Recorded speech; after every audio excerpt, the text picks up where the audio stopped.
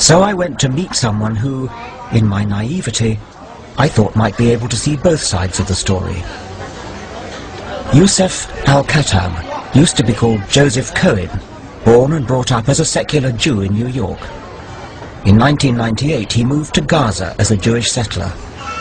But there he discovered a different God, Allah.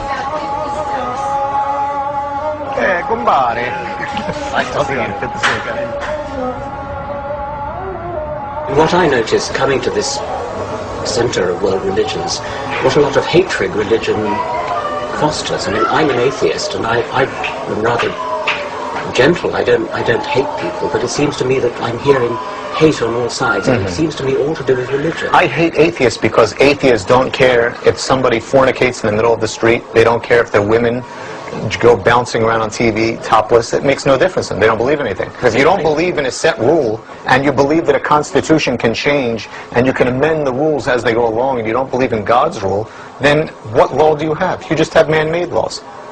I realized I was in the company of someone who has willingly bought into fundamentalist dogma. Is the basis of morality.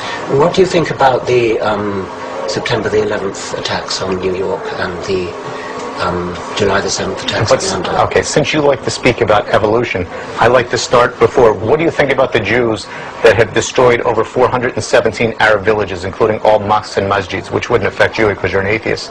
So what are you saying, that we should sit back and say, oh, you know what, let us progress and let us sit down and drink tea and talk about what to do?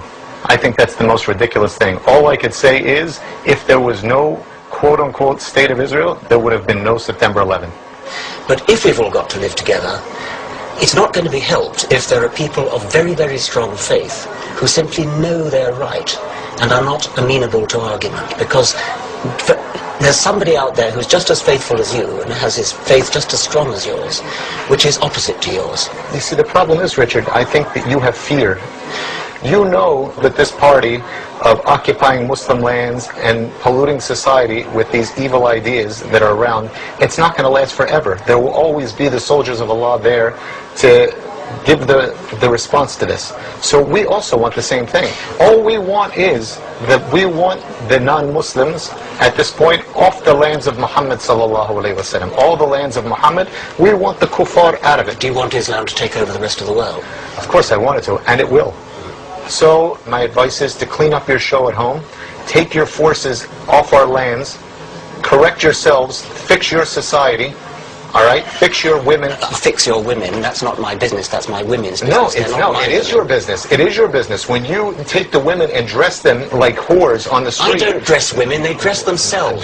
But you allow it as a norm to let the women go on the street dressed like...